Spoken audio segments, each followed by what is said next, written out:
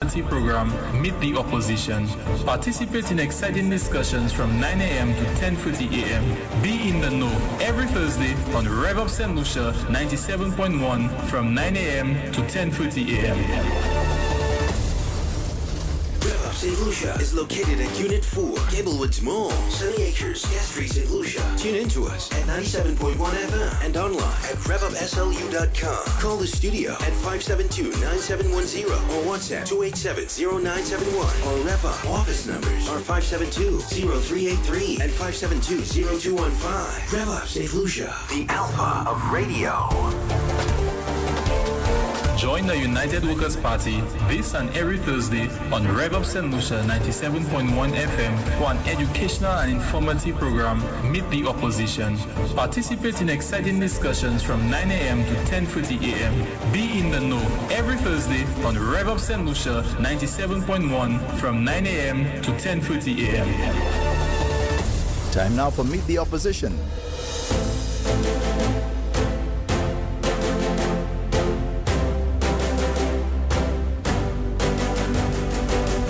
Meet the Opposition is hosted by Miss Nancy Charles. Miss Charles, good morning to you. Nice to see you again. Welcome back. Good morning. Good morning, Andre. Good morning, Saint Lucia. How are you feeling? I'm feeling much better. Recovering from the cold. My apologies. I was out for a while, Andre. And then I came back 1 week. And then the following week, I was done with the flu. Welcome to the real world. Yes. But I'm feeling much better. I can tell you, boy, how do they say it? My immune system, I think, was a little bit low as well from all the running around and everything. I was a little bit weak, so I was not able to make it last week, but I'm so grateful to Spider. I did listen. And actually, I did try to call. Really? Yes, because I was like, no, I needed to call to clarify something, even after Martinez called. But it was okay. Spider did a wonderful job again. Like I said, it's a team effort. And so we're very grateful. Let me say thank you again to those of you who are viewing us on Facebook, and also those of you who are listening to us on 97.1 FM. We want to thank you. Andre, week after week, we see the show is growing. Many times when I go online to look at the viewership, I can see that sometimes within 6 days, 7 days, we would have had about 10,000 views already. That's when I saw it was actually 12,000. Yes, you see. So it's a lot of people are actually listening to Rev Up 97.1 FM, and a lot of people are also listening to Meet the Opposition. So I am so grateful to our viewers and to our listeners, because you are the ones who keep the show going. You are the ones who ensure by you viewing and listening, and even your comments, it forces me, Nancy Charles, as the host most of the time, to ensure that the information that I bring to you, that they are factual, they are of substance, they are educational, they are informative. So at the end of the day, when you leave, when you're done listening to the show, you can say, I learned something today. I understood something today. And when you hear, my advice to you is, when you hear people say something outside, or maybe that is not compatible to what I explained to you on whatever documents that I showed you, please, I am urging you to correct them, because we still have a lot, Andre, of misinformation going out there. We still have a lot of people who still continue to spew a lot of the propaganda from the last election and from the last administration. A lot of lies, a lot of misinformation. And so my job here, most of the time when I'm alone, especially when I do have a guest, we speak about a particular issue. But my job is to ensure that I inform you sufficiently, St. Lucia, so that you can go out there and that you can correct those type of misinformation. So again, let me say thank you, and to those of you who are listening to us. Andre, again, I always like to start off with a little bit of inspiration, a little word of inspiration. So this morning, a friend of mine sent me a verse of scripture that speaks to faith comes by hearing, and by hearing the word of God. And when I looked at it and I analyzed it, one of the things that I do, St. Lucia, every time I pray, is that I am always saying to God, I'm so grateful that you gave me the faith to believe in you. And why do I say that? Because sometimes we do not believe on our own. Sometimes you need a higher power and you need the Spirit of God to help you to believe. And believing doesn't start at one point. It doesn't just start once you hear something and then you believe it almost immediately. It comes by listening, analyzing, reading, checking it out, and also putting it into action and seeing it work, and then you realize, okay, I think this is true. I think this works. And it is the same with the Word of God, and it is the same with God.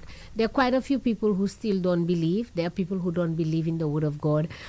Funny enough, yesterday I was taking my daughter to the dentist, and while we stood by the road waiting for the office to open, a gentleman was passing and he was speaking to a vendor.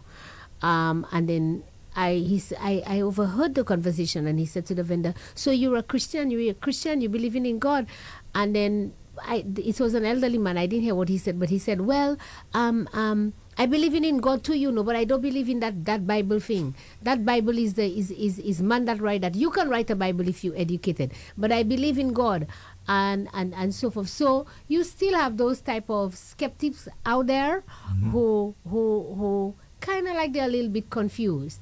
And this morning I want to encourage you to say to you that your faith and your belief in God, if you want to believe that there is a God, or if you want to try to say, okay, let me see if there really is a God, and if he's real, and if he helps people for true, and if he does stuff for true, it will come by reading over and over and over again, by studying, by listening, and also by trying, putting the Word of God to test. So if the Bible says to you that when you have a challenge or difficulty, leave it in the hands of God and allow him to deal with it, try that. And I know it may be very, very, very difficult, because it's difficult for me after 30-something years, but I can encourage you to try it, and that will help to develop your faith and your belief in God, and you will come to your own conclusion. So, Saint Lucia, my encouragement to you this morning is, if you want to develop your faith and you want to go into a deeper place with God and to understand who he is, and to believe that he really is who he is, take a little time, read, study the Word of God, listen to it. There's so many preachings, teachings all over. I can't tell you which one to listen to, but once you start listening, if you think it goes with your spirit, you'll continue to listen. It's up to you to decide. I'm listening to nice worship songs that speaks to the beauty of God and how he's come through for people, etc. Just develop your faith, and you will see miracles. I can say to you, miracles. I see it every day, all the time in my life, but you will see miracles happen. That's my word of encouragement for you this morning. Okay. So, Andre, wow, a lot has happened. As usual. Boy, let me tell you something, Andre. Saint Lucia is, I don't even know how to describe it, but it's like every day something happens.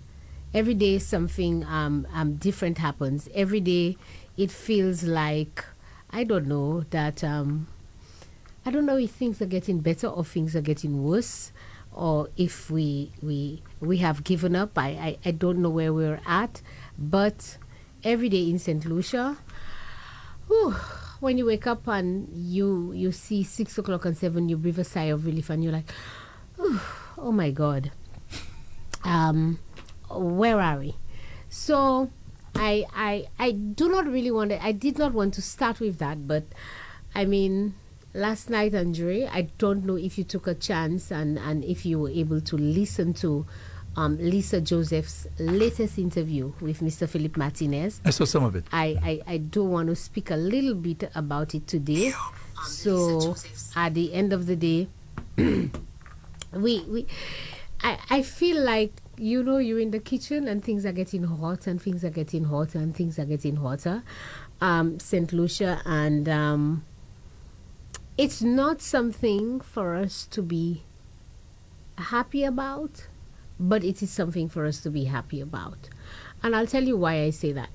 It is just very sad that our country has to go through this process at this time, and the reputation of St. Lucia is at risk. Because here's the thing, Andre, we do not want to acknowledge. Julian Alfred put St. Lucia on the map in a good way, right? One woman, by her achievements, by what she was able to do, put St. Lucia on the world map. Now everybody's talking about St. Lucia and this sprinter and this young woman and who she is and what she was able to accomplish, etc. Are we agreeing to that? So if we agree to the good, which is what Julian is doing, I'm not too sure why we're not agreeing to the bad. And the bad is that one man, Ernest Hille, because of his actions and because of these serious St. Lucia, serious allegations. Let me tell you something. You see that nonsense that I hear peddling, and I listened to Ernest Hille the last time on Richard's show, talking about that, we're creating this thing because we think this will bring the government down, etc. Seriously? That's your excuse? Your excuse to St. Lucians for your actions is to say, the UWP is creating this thing and they in cahoots with Martinez, whoever Martinez is, etc., so that they can try to bring down the government. That is what you're coming to the people of St. Lucia with, instead of acknowledging and recognizing that your actions as the ministers, your actions and your inactions as well, because your inactions inadvertently are your actions, is what is putting St. Lucia at risk and is also putting the reputation of St. Lucia at risk. And I've heard a lot of things being said about Martinez. I don't know Martinez, Andre, never met Martinez, never spoken to Mr. Martinez. And I don't know that I have any interest in as well. I think the gentleman has made it very clear he's not a St. Lucian. He doesn't love St. Lucia more than you and I. He's not doing this because he loves St. Lucia either. He's a businessman, and he has already indicated many times that he's doing what he's doing from his personal point of view as a businessman who feels or who has evidence that he has been disadvantaged in a particular policy that is happening. And by virtue of the fact that it happened to him in St. Kitts, and using St. Lucia as evidence to say, I am telling you this thing is real and this thing is happening in St. Lucia. And he has presented to us the evidence of what is happening in St. Lucia as well. So why y'all want to jump on Martinez and this, that, and the other? Why can't we look at it as almost like a good Samaritan? Because that's how I see him as. It's not that he loves us more than anything else, but by virtue of the fact that he was doing something for himself, he came across information that can potentially impact and affect us. And Andre, let's listen to this thing, When this gentleman first came on the scene, when we heard about this thing, what is it that we heard the gentleman say? The first interview or whatever it is the gentleman gave, when I heard, was that he said he was filing this lawsuit in St. Kitts with certain individuals with reference to the CIP. And by virtue of that, he came across information and he called on the government of St. Lucia to say, listen, I have information and evidence that shows that what I am talking about that is happening in St. Kitts, that is illegal and that is corrupt, is happening in St. Lucia. And so I am calling on the Prime Minister and Minister Ernest Hille to come up to Washington, D.C. You're rude and indiscreet to tell them, and if you have evidence, bring it for you in St. Lucia. I tell you, I have something that is going to impact you, Andre. Something that is critical and important for you. I call you and I say to you, Andre, I have that information or these documents or whatever. You're going to tell me, well, bring the documents to you, Andre? You're not going to try and make every effort to find your way to come to me to get to see those documents or to get those documents if it is that important to you? Y'all understand that, St. Lucia? So the gentleman said to the Prime Minister, and he came on a national interview, nobody had heard of Martinez before, and said, I have evidence and documents to show that Saint Lucia is participating in this illegal and corrupt scheme that is being perpetuated by a particular company. And he gave all his reason and his rationale, and he said, I'm calling on you to come up this to come and see it. The first thing the government do, they use their big bully to call the man a crook, to say the man had gone to jail, the man had done this, and etc. Fine.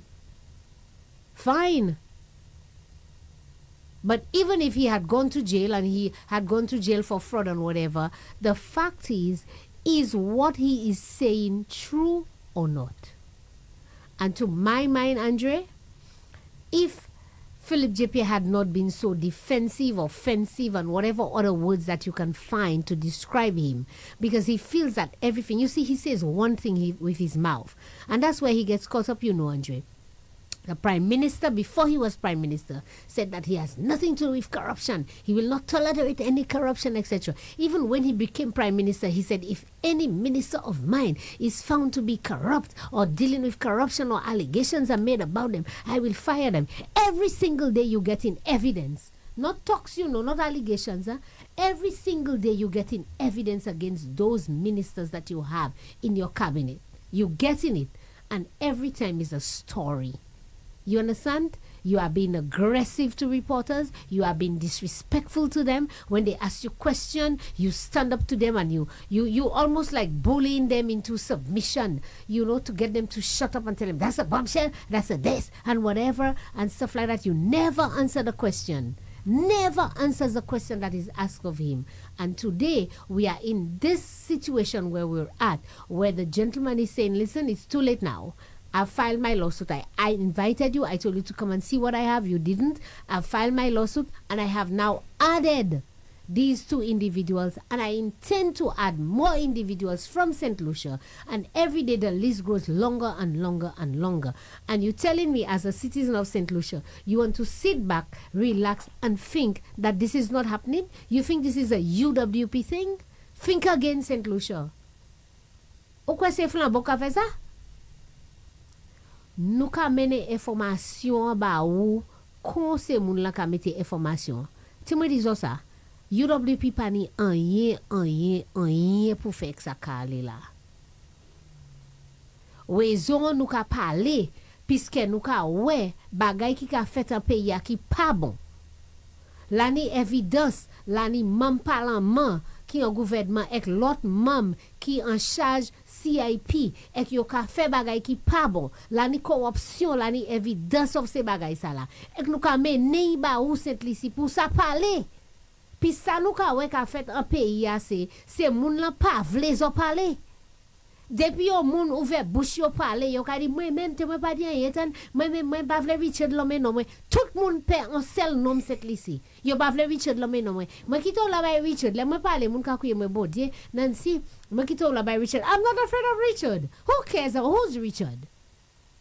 I'm not afraid of him. And neither should any one of you be afraid of this man, because he's dirty, he is disgusting, and that's all he does is to go on a talk show, call out your name, and say the vilest, nastiest lies about people, because he thinks he has a voice and he has a way of manipulating the facts and the truth, and thinks that everybody should be afraid of him. So when he call you a name, when he say, Navini po, Nancy, Naidile po, so I'll be like, oh my God, I'm so afraid, trembling. Nonsense. Nonsense. Okay? But, Mama, I certainly see, Makadizo, I take an interview, you take a by accolades by some, et puis some, I have some kakoute mwen bon matin, mais moi vle do merci aussi. Puis la moi levé ti mamay, moi changer gwa maman moi la radio atika meti bagay la en le RCI ak den Radio Saint Lucia pour tan sam jukba flood. Mate même connaître que c'était jukba. C'est les sam flood koui élection ite ka ada runoff. Vie for nof wite kou election c'est den moi vin connaître sam jukba et puis le moi vin pli gwa moi vin connaître sam jukba. So moi vle do merci pour travail là aux affaires by Saint Lucia. C'est ou qui fait moun comme moi ka pale autant créole, autant patois, n'importe ça nous voulons couiller là. Parce que les moi te ka tan nous et nous te ka écouter ça te ka ban nous un plaisir entier nous pour savoir que langage nous ça parler en la radio. So nous pas honte pour parler créole avec langage là. So moi voulais nous merci Sam. Mais là ni on ti parole Sam toujours te ka dit et comme monsieur dit en l'ayon ces interview DBS là. Et moi voulais faire changer ça cette ici. Sam toujours te ka dit pays a pas pour vendre ti mal. And what it means in English, more or less, is that Saint Lucia is not for sale. Saint Lucians, I want you all to remember the song that Sly sang, that I am a damn proud Lucian. He didn't just say I'm a proud Lucian. He put the word damn for emphasis on it. And I, Nancy Charles, I am a damn proud Saint Lucian. And my country is not for sale. Whether it be UWP or Labour Party or any other party, Saint Lucia is not for sale. Because I've said to you consistently, I am a Saint Lucian first. And if I know that my party is doing something to harm this country, I will speak to them first privately to say, this is what is happening, this is not a good policy, this is harming our people. But if they insist on continuing with this policy that in my opinion is harmful to this country, I will speak out. I will do a Sarah Flood Bobra, and she's one of my really, really idols. I love this woman. But I will speak out. I will not come out publicly and just say anything about my party or my government or whatever. And I don't expect Labour Party supporters to come out publicly in the first instance to say things about the government or the party. There's a measure of respect. But I want to say to you, if you are speaking to your parliamentary representative, the 15 of them that they have, if you are speaking to them at the constituency office, if you are writing to them, if you are sending them text messages, if you are saying to them, I am concerned about what is happening, and they still continue to ignore you and not respond to you, just like the Prime Minister is doing, and treat you as if, oh, that's UWP garbage, and this, that, and the other, speak out. Speak out. Because remember, you are a Saint Lucian first. Se moun sa ki politicien yo ka vini, de mesije vle le yo kite bay, asu koto yo ka kite peyi ya usav. Politicians come and go, Andre.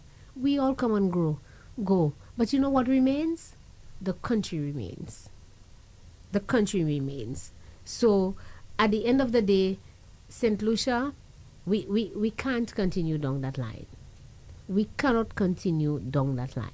And every single time the gentleman gives an interview, you hear more stories, Andre. And I think for me, I listened to the interview last night. What was very telling was the fact that, and I have to say bravo to another young lady, because what we see happening in St. Lucia and Andre, I'm pretty sure as somebody who's in the media, whether you want to publicly acknowledge it or not, but we do have a serious problem in this country with the stifling of our media/media houses in ensuring that there is balanced reporting as to the issues happening in this country. Well, Lucia, I'm sure you can see in addition to what you're saying, we have another problem. The problem is that once you speak against, I wouldn't say speak against, but you try to get the facts, all right? You now are being seen as a supporter of the United Workers Party. This is a problem. That is wrong. Yeah. Guys, let me say to you all, I come here every Thursday. Andre and I have never had a political discussion about saying, boy, Andre, you should support UWP, you should support us, etc., etc. Never. When I speak here on the show and Andre responds, I am hoping and I'm praying, and watch me, I'm crossing all my fingers, that Andre may decide, you know what, I think United Workers Party is on the right track. I've listened to them over the years, etc. And I'm hoping that he will decide to vote for the United Workers Party in the next election. But I don't have that type of discussions with him. You know why? Because at the end of the day, and I want him to be able to make his decision from an objective point of view, looking at all the facts from both points, and then making a determination because of the virtue of the fact that he is in the media. Now, if Andre was an ordinary friend of mine on the street, that's a different story. we having that political discussion. I say, boy, you have to try and vote for us. I'm going to do my politicking. But there has to be a line, Andre. There must be a line that we can cross. How is it possible? Tell me something. I mean, I have not done media. I've done communication studies, etc. But I've not done media in terms of media communication. How is it possible, Saint Lucia, that the Prime Minister holds what we call a weekly press briefing in the office of the Prime Minister, and the Prime Minister stands at the lectern and invites the media houses, listen to me, invites media houses to come to the press briefing. The Prime Minister has a press secretary. The Prime Minister has press officers. I think there's also the communications officer. He has an attaché, and all of them has opportunities, access to the media, to television, to radio, to whatever it is that they want to do their propaganda. How is that possible that the Prime Minister's press secretary at a press briefing where the media houses are present is the one who's going to question the Prime Minister and ask the Prime Minister question? Oh, jamais tant ça, cette Lizzie? Have you ever seen or heard that in your life? And this is where we're at in Saint Lucia. This is where we're at in Saint Lucia. So when I say to you that we can see very clearly and watch the television station, do you see the attitude of the Prime Minister? I cannot say of the other ministers, but do you see, and Hile as well, do you see the attitude towards Lisa Joseph and Zane Romulus of DBS? Have you all seen that, St. Lucia? Oh, I was just about to tell you that I'm a little worried for her because Lisa seems to be pursuing this thing with Martinez, and I know she's not getting any points. She's not being seen in favor in any way by the government. She's they probably not see only by her, the government, but by supporters of the government who perpetuate. Yes, as a troublemaker. But she is, and let me tell you something. And she is the person. I mean, we're going to go down to Merle Clark, and I think I spoke about her the last time. How proud I am of her as well. But I have to say to you, Lisa Joseph, that I am very, very, very proud of you. Why? Because you see, when you get a story and you pick up a story, I think as a reporter, it is important that you see it to the end and that you try as much as possible to ensure that you get both sides of the story. And when I listen to the weekly press briefing of the government, I see Lisa trying as much as possible to say to the government side, this is what the gentleman has said. What is your response? I have never heard Lisa run a story on this issue to say this is my opinion, etc. As a matter of fact, I think she's doing the right thing by allowing the gentleman to be interviewed. Let the gentleman say his piece and take that information and bring it back to the government to say this is what the gentleman said about this matter. What is your response? And you have a responsibility to respond, Andre. The Prime Minister, Ernest Hille, ministers of government have a responsibility to respond to us. I mean, these people make so much noise because of two things. Riani Isidore, when there was a confrontation between Riani Isidore and Alan Shastney, who was Prime Minister at the time, and they said, oh, they are antagonistic towards the media. And then Miguel Fevrier tried to interview Guy, I think in Parliament, and Guy made some statement about him not responding to criminals or whatever. And they made a big issue out of these two situations. Yeah? But look at what is happening today. Yeah. But we have to admit that of course not. It was not the proper response. It was not the appropriate response. Mm-hmm. I would never, ever, ever say that Guy Joseph should have said that. I think I give Miguel my props. I give him my power on social media because he's been trying to mention my name, and I said to him, I don't want friends. I tell him that already. But that's for me on my political end. As a minister of government, any reporter who comes to you, even if you know they're coming to you in a biased way, you have a responsibility to respond. It's up to you to respond. And that's why sometimes when I listen to Trump and the way he responds to some reporters, I laugh. I'm like, you need to learn how to respond. Be respectful, but respond. You know? Do you think that maybe the Prime Minister is beginning to see Lisa in that light? That she's coming from a bias? I don't even know if I'll put maybe before it, Andre. I think the evidence is very, very clear that the Prime Minister is very antagonistic towards Lisa and to the other lady, Zain, I think is her name, Zain Romulus from DBS, and maybe to DBS on a whole, because perhaps just because of that story, maybe they see DBS television as anti Saint Lucia Labour Party. But guys, everybody cannot be supportive of Labour Party. Everybody come up. You have Yadi and Jai, my good friend Yadi. We talk all the time, just so you'll know. So don't give Yadi any nasty power. You all can give him political power. But he's my friend. I mean, they're on this television station every morning. Every morning on the head of Alan Chasney. And they make all kinds of outrageous statements without any facts and without any substance. And you have no issues with them. You understand? But if a reporter is trying to pursue a story and asking you, I mean, why are you so antagonistic? Asking the lady if that's the bomb. I did not hear Lisa say, I have a bombshell for you. But the man, let me tell you, Andre, Philip J.P. is so obsessed with social media, you wouldn't believe it.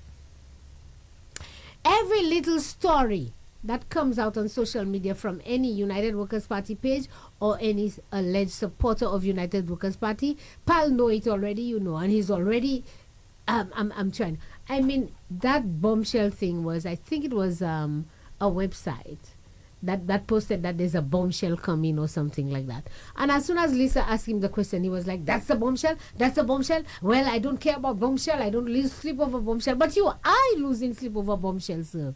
With all due respect, your attitude and your response shows that you are losing sleep over the bombshell. And has never, I don't know why you're so obsessed with this.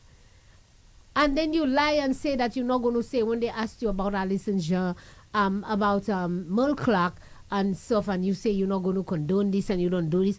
I'm not going to say the things they said about Alison Jean. Oh, you know they're saying things about Alison Jean on social media as well.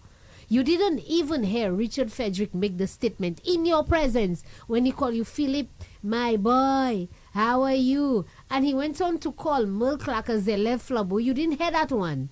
But you saw on social media that people are saying things about Alison Jean. You can respond to it. You see the hypocrisy and the double standard, Andre? Well, I think he asked whether Lisa had heard him mention Dr. Clark's But Andre, name. let me tell you something. I don't have to mention Philip J.P. name that if I say that the gentleman came out and he said, that's the bombshell, that's the bombshell, that's the bombshell you're talking about.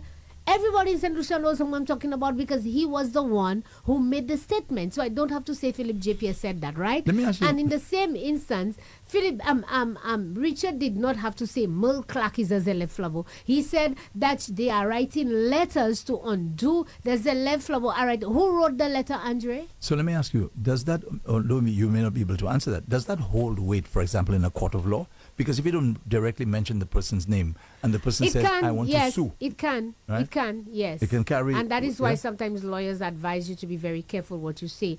Because they can say that because you said so, you are insinuating it's that person. So it can be. I don't know how you have to say it for it not to be, because I'm not a lawyer, but it can be. But remember, Richard is a lawyer. Exactly. So it can be. He knows very well. He knows very well. But in any event, St. Lucia... So, I was also thinking, it's amazing how the politicians don't seem to learn. Because when it was Alan Chasney, as you said, they're responding to Miguel and Riani. Right. They were highly critical of the response. And here we are again now, this time the shoes on the other side of the foot, where you have Lisa now pursuing the story, and you could see it's true. You could see his response. He's not pleased. So Andre, these are the things that causes people to lose faith in politicians and to call them politricks. My guy was the Rasta guy. He calls them he calls us politicians politricks. You understand? But these are the things, because clearly you see, when you stand for one thing, Andre, when you have a particular standard or position on one thing, it should be standard. It cannot be that you have a position on this when my party is in office, but when my party is out of office, I have a different position. And I'm saying to us supporters of the United Workers' Party, and I say that all the time when I'm here, these are the things that we need to learn as members and supporters of the United Workers' Party. So we have to be very careful and mindful when we take a stance on a particular issue, to remember that this should be a part of principle. So when you are in government and your government is doing it, that you have to call them out and say, can't be right. When we were in opposition, we spoke out against it. Now that we were in government, we can't be doing the same thing we spoke out against. So in a way, we are holding ourselves accountable and to a higher standard. And that is why, to a certain extent, when people say, oh, don't mind them, all politicians are the same, I say, no way. All politicians are not the same. Sometimes we perhaps make the same mistake, but I can say one thing to you. This revamped, revised United Workers' Party, we have learned a lot. And I can say to you, even now you are seeing a different United Workers' Party. You are seeing a difference of opinion. You are seeing a different way of the way we do things. Andre, Saint Lucians who are objective will agree that the United Workers' Party, since losing the last election, we have gone, put our tail between our legs, we have gone back to the drawing board, we have admitted defeat, but we have come back a better party, more organized, and we have come back not to do the same thing that the Labour Party, in terms of spewing lies and propaganda about people, etc. We have come back to try to say to the St. Lucian public that we want to rebuild that faith and that trust in the United Workers' Party. And the way we want to rebuild that faith and that trust is by ensuring that we are truthful, we are honest, we are men and women of integrity, and when we come to you and we speak to you on facts. We give you information that you can make informed decision in supporting us. I would love everybody in St. Lucia to support the United Workers' Party, but that's not practical. It's not. So all I am saying to St. Lucians, every chance I get and every opportunity I get to speak to you, whether it be on this show, whether it be on other talk shows that I would call, whether it be on social media, is to try to ensure that you are well informed in making a decision in deciding to support the United Workers' Party. That's all I'm asking. All right? So I see we are sharing the link. We have quite a few persons on the live, so let me encourage you, those of you who are listening, and I want to encourage you, please, we need to share the information that is being shared here. So create some broadcast list on your WhatsApp. So when you get the link, copy it, paste it, and send it via WhatsApp to friends and families, wherever they are, and to say, Nancy is on, or United Workers' Party is on Rev Up 97.1 FM. Share the link, share the live so persons can watch. You can have a lot more persons on getting this type of information. We need more persons to be educated on the issues affecting our country and to allow them to make decisions based on facts and not on Yodi or second-hand propaganda, Andre. And as I said earlier on, that the word propaganda, Andre, I think this is a word now, the Saint Lucia Labour Party is very much afraid of that word. Every time, I mean, you see the Prime Minister is so offensive and they're spewing lies and they're spewing lies. And I looking at the gentleman and I saying to myself, are you for real, Philip J. Pierre? I wish every time Philip J. Pierre say they're spreading lies and these people are coming and they're lying. Every time he says it in Parliament, I wish I could play just one tip. There's one tip for every time he says that, Andre, of things that Philip J. Pierre and members of the Labour Party said when they were in opposition that were lies, downright lies, not stretching the truth, Andre, not how do you call it? I don't even know how to explain, but they were just pure lies, and they knew that. I mean, when they came and they lied to the people on the issues of healthcare on St. Jude's, they knew that very well. And even as they got into government for Kenny Anthony and the Labour Party to call the new hospital we built a box, they knew that was a lie. They lied about crime and criminal activity that was happening during our tenure. You remember that, Andre? Oh my God. St. Lucia, every week there was a murder. St. Lucia, the Labour Party called a press conference. It was first, what's the young lady's name? Is it Yazi? Was her name Yazi Hippolyte, who started off as the communications officer, and then Mondi Louis took over. Every time there was a shooting, the Labour Party the next day religiously called the press conference. Crime. Alan said, Kenny couldn't, I could. You remember that? Yeah, man. They blew it up in our face. They blew it up in the face of the United Workers' Party. They called a press conference. What is happening today? Andre, today we have, and that's the joke, you know. Saint Lucia is a joke, Saint Lucia. And let me tell you something. I have been following the convention, the Democratic Convention. I followed the Republican own, and I've been following the Democratic. And I listened to Oprah, and she made a word, you know. She made a statement, and she said something that, you know, common sense. You know, common sense. We need to base our judgment on common sense. Yeah? St. Lucians, I want you all to think for yourself. And she added, not nonsense. Not nonsense. You understand? Come on. Every single day. And today, we have a Minister of National Security. So the Minister for National Security is Philip J. Pierre. And Philip J. Pierre, so I want you all to listen to me very carefully, St. Lucia. Philip J. Pierre is national security. The ministries that fall under national security is the police, I think Borderly, the prison. No, Virginia has the prison, I think. Yeah, will correct me. Somebody will correct me. But I think the police, DPP's office and stuff like that would be national security. Home Affairs is Virginia Albert Poyot, and I think she's responsible for the courts, the judiciary. She's responsible for immigration, and I stand corrected, but she may be responsible for Borderly, because to me she was the one who spoke about Borderly and visiting Borderly. But somebody will correct me and send me the right information with reference to that one. And so these are the two. And then you have a third minister, St. Lucia. And I'm saying it very quietly. Andre must be saying, you know, I can hardly hear you. We have a third minister. We have a minister of crime prevention. The first person, and I don't know what price I'm going to give you, but I think I'm going to give you a price.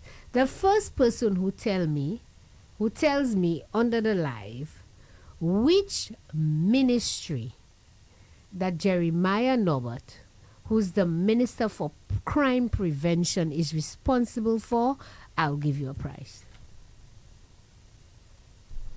Tell me, do you know which ministry he's responsible for, Andre? You won't believe me, Nancy. I meant to ask you today to please explain the different ministries. Okay, so I want you to write that down, because St. Lucia, just breaking news. I'm giving you a breaking news.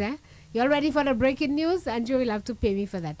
I am told, I'm reliably informed, that the Prime Minister will be here tomorrow, God willing, on Rev Up 97.1 FM. Yes, Andre, take your pen and paper. Question number 1, I want you to ask the Prime Minister. Don't ask me, Andre, I don't know, I'm not in government. Andre, Palma de my question.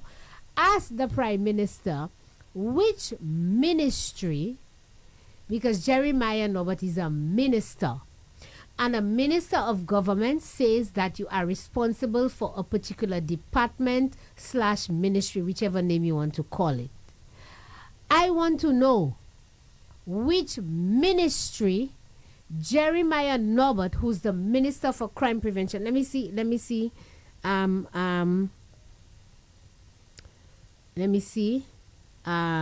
He's minister in the Prime Minister's office.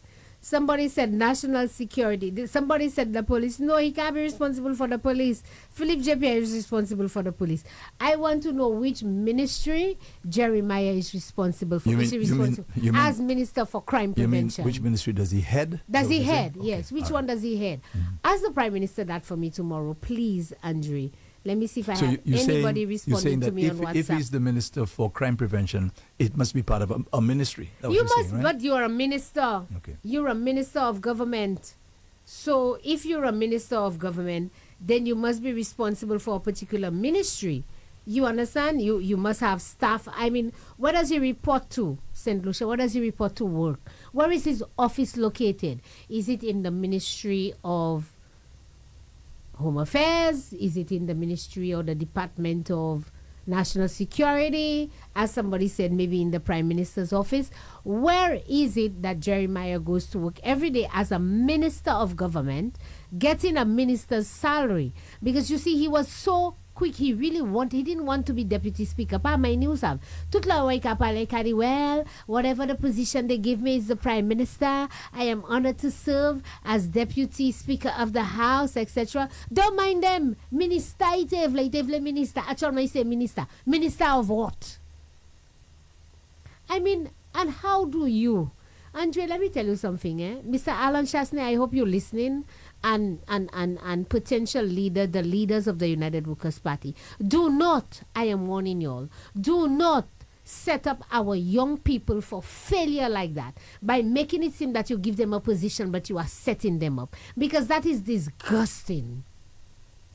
You cannot tell me a young man like that, because you know he's desperate to have a ministry. So Philip JP the minister ovle minister, ou kanika bete mo ovle minister, mina iba minister, pre minister of crime prevention. What is a minister of crime prevention, Andre?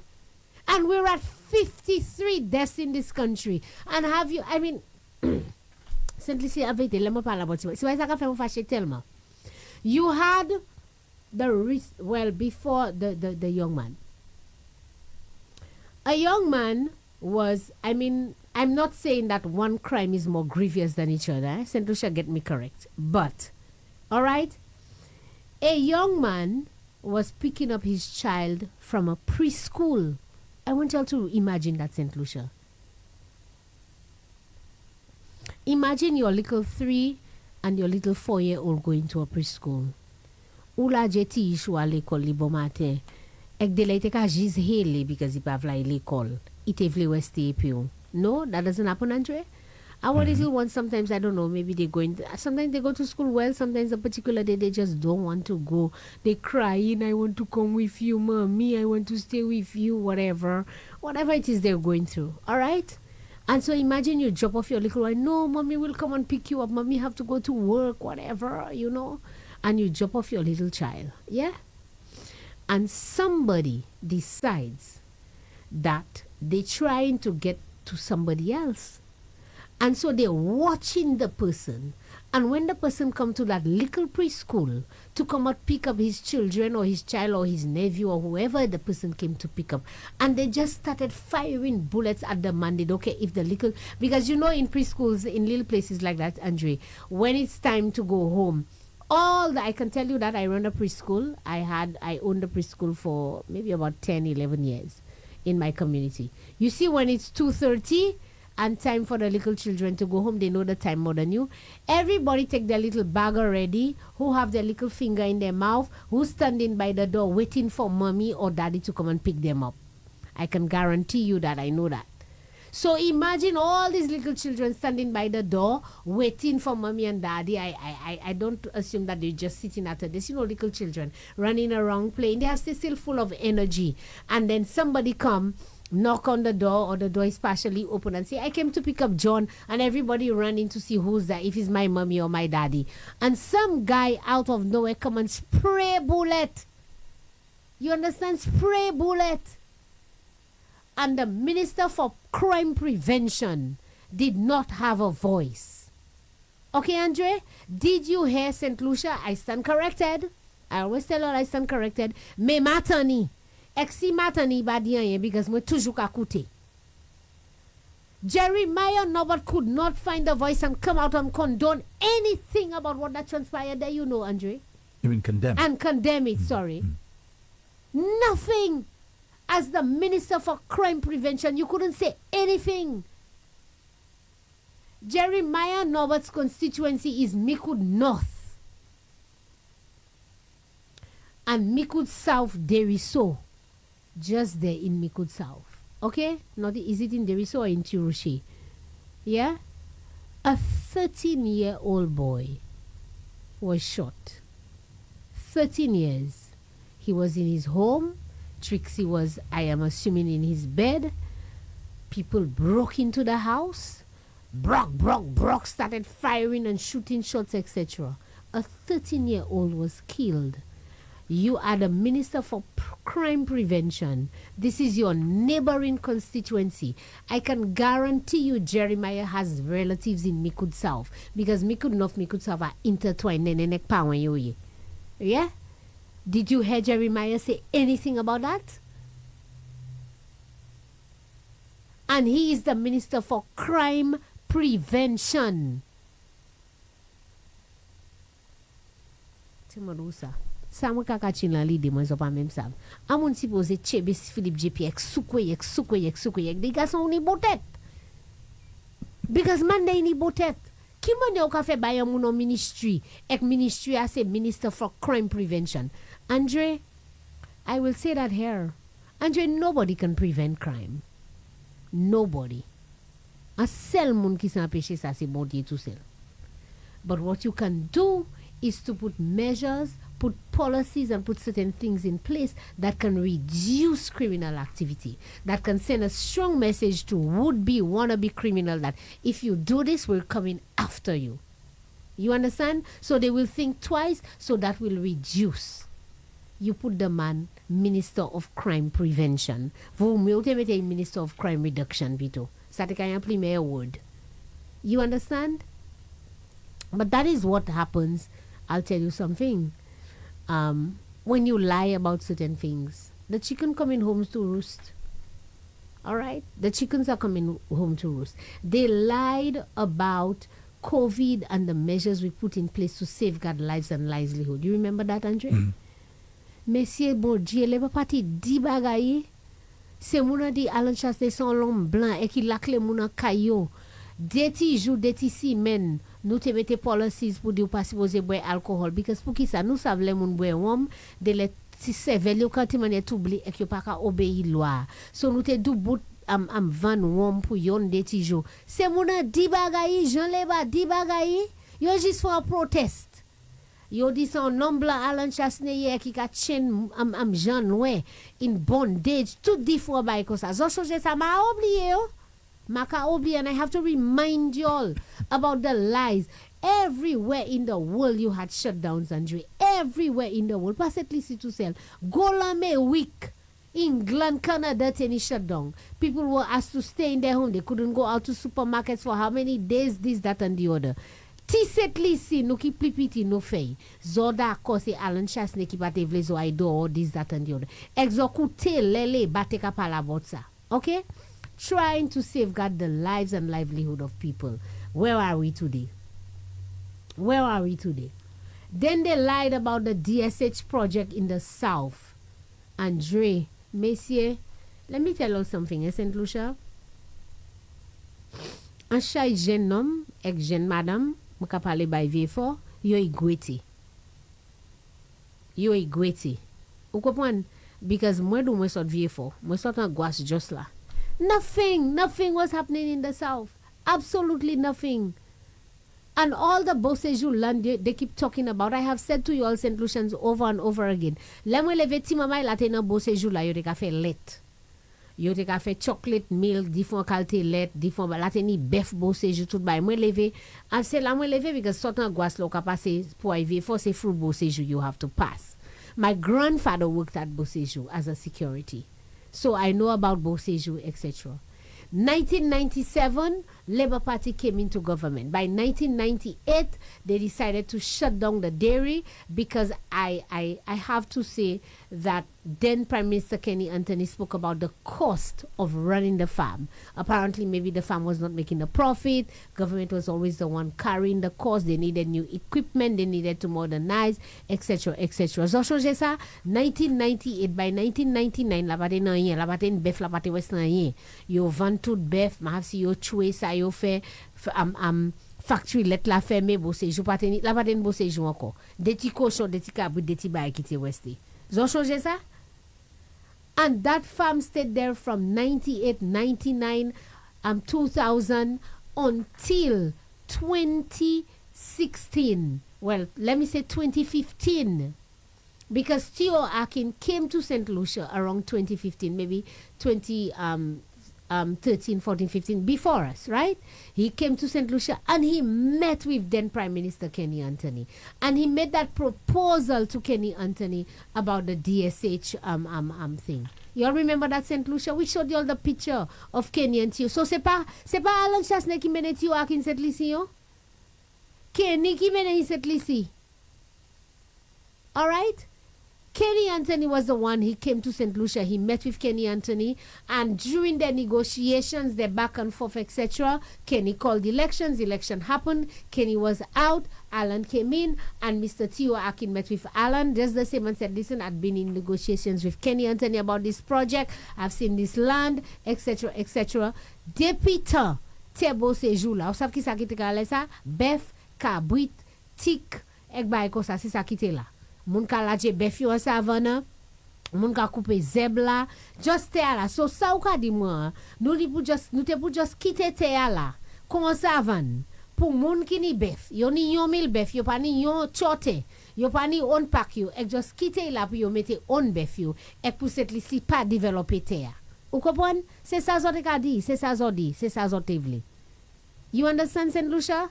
And then they came out lying about this thing with Theo Akin, etc., and so forth, right? And say that we give Theo Akin 1,000. I mean, can you imagine up to this day, they continue to say that same thing. Mais c'est pas dit ça, zoka menti. Exactly les ont menti, zoka tiye yon zons en le la viso. St. Lucia and St. Lucians, for the final time, nobody in St. Lucia ever gave Theo Akin 1,000 acres of land.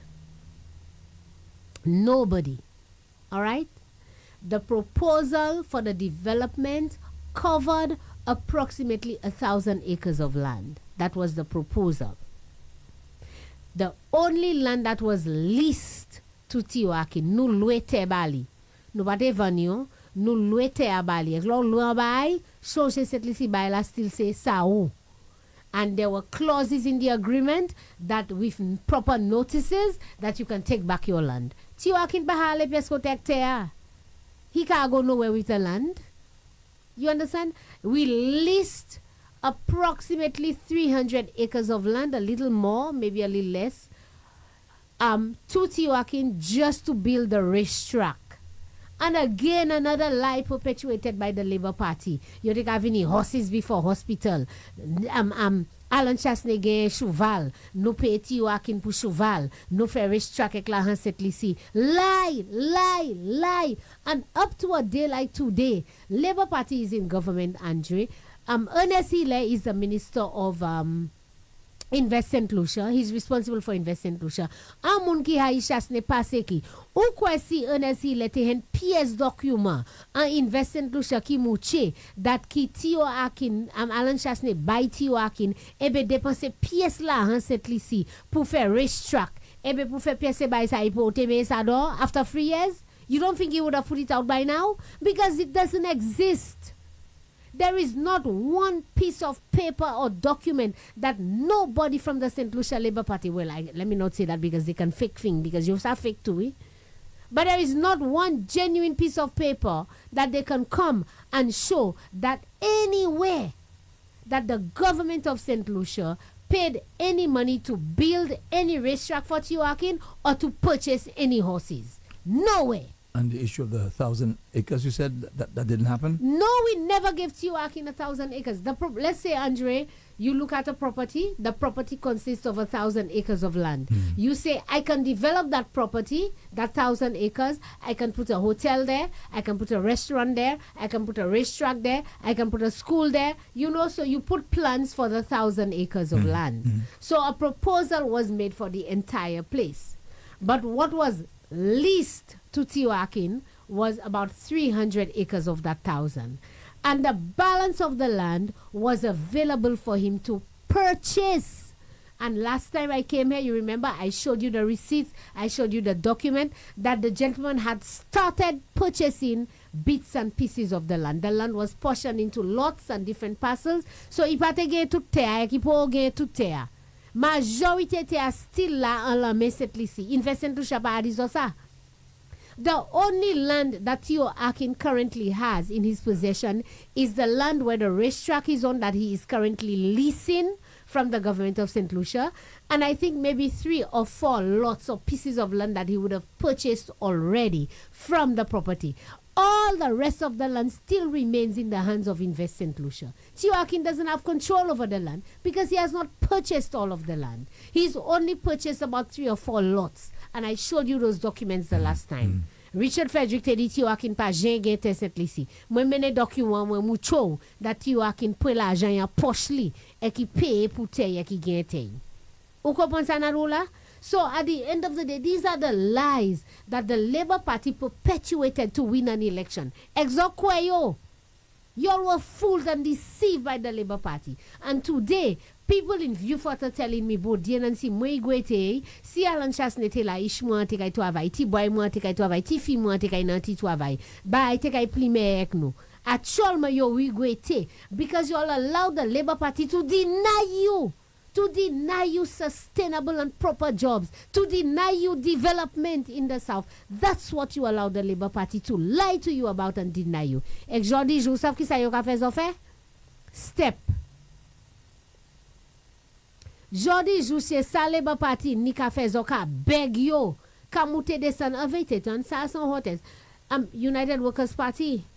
Now that is my policy in Saint Lucian. But whereby steps are, il est pour ça de provide sustainable employment for men, women of Saint Lucia, that they can be proud to say, I am going to work Monday to Friday, and I come back home, and on the fortnight or the month end, I get my pay packet, and I work for it. Stop making people come to your constituency offices and come to your goons in the constituency, begging them, mwevle deti jou step. This is not sustainable. Put the thing in a proper way. If you want to do the cleaning on the roadsides, because our roadsides are horrible, give people a permanent job or contract for a year or whatever to clean the roadside every month, and you pay them a salary and pay them so they know they have a job. They can take that little contract and they can go to courts and they can buy a TV or fridge or stove, because they can say to courts, I am working for the government, I have a contract, and I can pay you back for my TV or my stove. Last fè moun vin begs up pou dejou step pou $300. Fè moun a bawa se koyo. Let me ask you a question. Because I imagine the thinking is one group would get the opportunity to work in the STEP program, then it's, your turn is over, then you have another group, etc., etc. No, sir. But if we do, or if you do that, if you win the next election, that means only a group of people would have that job permanently. No, but you have to find the responsibility of a government, Andre, is to find creative ways of creating employment for your people. So we cannot be looking at STEP is not employment, Andre. STEP is 1 week's worth of work a year. What is that? There are 52 weeks in a year, Andre. So when you give people 1 week worth of work out of the 52, what they eating for the balance of the 51? The money that you taking, pumping into that 1 week of STEP, why don't you pump it into something more creative that can create sustainable job for these people? Because they need work. They do need work. I agree. And they must work. They must survive. They must feed their family and feed their children. But don't make them come and beg you for 1 week's work of work every year. It can't be right. It cannot be right. Find ways of investing that money into programs that allow for these people to have more permanent and sustainable employment. And that's what I'm saying. And not just one not group. 1 week worth of No, I mean one group. And not one, but all of them. That's what I'm saying. There's quite a bit of people. But let me tell you something. I don't know about other constituencies. I see in my constituency in Vieux-Fort North that a great percentage of persons who are working STEP are also working. Andre, they have jobs and they're leaving the job for 1 week. They're taking 1 week off to go and work STEP. How can that be right, Saint Lucia? How can that be right? It take after by UWP too, so my ID ipa by. But that can't be right. Because the purpose of the employment, as I understood it, is to be able to create an avenue for persons who are unemployed to be able to get a little something. So how Andre working at the radio station, and when step is going to take place, Andre is going to take 1 week off from work at the radio station to go on work step, and there are people in the community who don't work and they can't get because they UWP or they labor. It can't be right. I agree with you. So, Mr. Charles, because you have so much going on in your head there, and you speak very, very quickly. Yes. So let's just reverse, okay, and go back to the issue of the Theo Aking and the yes, we're going back to the land. purchase of the property and so on, because there's also the issue of the paying $1 for an acre or something like that, yes, right? The lease. Right. The So lease is at explain $1. to us again. You said that the gentleman say identified a piece of property. He down in identified Vieux the property. Right. Okay.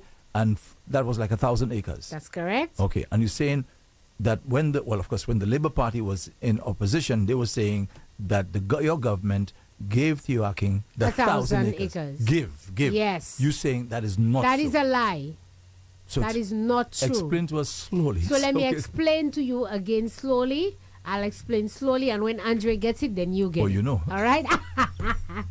So, again, Saint Lucia, the property consisted of approximately 1,000 acres. It may be 900 and something, so we're rounding off numbers, all right? So, Paddy, when he saw 1,000 acres, they say 930 acres, kiti like mamati. You all have a way of saying, you understand? Mm-hmm. So, I am using the word approximately for everything. It is approximately 1,000 acres. It may be a little more than 1,000 or a little less than 1,000, but let's round it off to 1,000 acres. He presented a proposal for the development of that entire property, which is the 1,000 acres. And by the way, his proposal, sorry, you said that was started under the Kenny Anthony administration. Theo Akin met with Kenny and Anthony. They were negotiating the package, the deal, how to go about it, etc. The framework agreement that they speak about so much, that was developed under Kenny Anthony. They had not signed and agreed, and again, as I said, they were negotiating. Theo Akin, we showed you picture of Theo Akin and Kenny Anthony taking pictures together, etc. So the relationship started from the time of Kenny Anthony. Mm-hmm. All right? Okay. He presented a proposal for the 1,000 acres. And in his proposal, he indicated that he was going to build a racetrack. And the racetrack was going to be, how they call it, perhaps the center of attraction that was going to bring other things. And you know the type of people who do horse racing, right, Andre? People with a little bit of money. Mm-hmm. Yeah? Mm. It's not people like you and I that have sense. A different It's clientele. People, yes. Mm-hmm. It's people that have dollars. Yeah. People like you and I, we have sense, they have dollars. Okay, Saint Lucia, you all know that. So his proposal was, I'm going to build a racetrack there, and because of the type of clientele that will be coming, we will need a hotel, so I'll build a hotel there. Then we will need to build a restaurant, a high-end restaurant. We're going to build a culinary school to be able to teach people, culinary arts. So he just made a plan for the entire property. He was going to build warehousing, businesses, shopping complex, etc., etc. Because these things, it's almost like building a community, and you're building all the amenities around it. That was the plan and the proposal. As part of the package, the government of Alan Chasney agreed, this is what they agreed to. They agreed to lease him the part or the amount of land that he needed to build the racetrack. Because they're saying this is what is going to be the attraction, and everything else will come around it. So we will not sell it to you as part of the negotiation. We will lease that portion of land to you, and the amount of land that they leased to him at the $1 per acre was approximately 300 acres of land. So out of the 1,000, they leased 300 for him. So there was a balance of 700 acres of land that was not leased, that belonged to Invest Saint Lucia. Okay, so good so far? What was the thinking behind leasing now, that portion? I think, like in every development, there's something that both parties put in. If we were to sell the entire land for him, it would have been very difficult for him to get the other amenities around it. So we said to him, let's make it easy for you. We will lease the land, which will make it very cheap for you to build your racetrack. But then you'll have to get investors and investment to build all the amenities. You need a lot of money for that. So we'll give you a start. It's almost like you give somebody a little start. They tell you, I want to do the development. Then you say, okay, I'll give you a start. I'll give you that for free. But the rest of it you have to pay for. Something similar to that. Yeah, you understand that concept? I get So it. the concept was we'll give you the land, more or less lease it for you. We will not give it to you because it's our land. We will lease it or rent it, whichever one you want to think. So the land still belongs to us. It's my land. That's what I'm putting in. So the land belongs to Saint Lucia. You only renting it. So build your racetrack on that. Get your money, build your racetrack. And then once the racetrack is built, your investors will come so you can build your hotel and everything else. And so out of the 1,300 was leased to him. There was 700 acres left. From the 700 acres, he was going to purchase those. He has to purchase the 700 acres, but he didn't purchase it in bulk. Remember I told you the last time what they did? They broke up the 700 acres into lots and parcels. Maybe 1 acre there, 1 acre there, how many acres there, etc. And as he got investors, one by one, he would purchase the land for the investment. So when he got an investor for the hotel, for example, you needed 200 acres for the hotel, so he went and he purchased that 200 acres. The balance of the land still is invest. Every time he needed a piece of land to do something, he would purchase it. So all I'm saying to you, Saint Lucia, is that he was only leased 300 acres out of the 1,000. The balance of the 700 acres was available to him for sale. But when we lost, by the time we lost the election, he had not purchased the full 700, Andre. He had only purchased a portion of it. Now, I cannot tell you how many. If it's 300, if it's 200, but it's not a lot. Because the last time when I came with only about 3 documents, that he would have purchased maybe about 20 acres. So let's say he purchased approximately maybe 150 to 200 out of the 700 acres of land. So if he purchased 200 acres out of the 7, it means that there's still a balance of 500 acres of land that still belongs to Saint Lucia via Invest Saint Lucia. It's still in the name of Invest Saint Lucia. It's still the property of Saint Lucia. So pa di nou bay tiyo akinte. Nou ba jeme bay tiyo akinte. We did not give him not 1 ounce of land.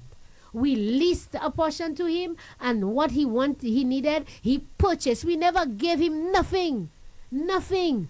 And also in terms of the racetrack, we never put 1 penny into building the racetrack, Andre. The man used his money, wherever he got it from, his investors or whatever, to build his racetrack, and he spent $30 million to build the racetrack.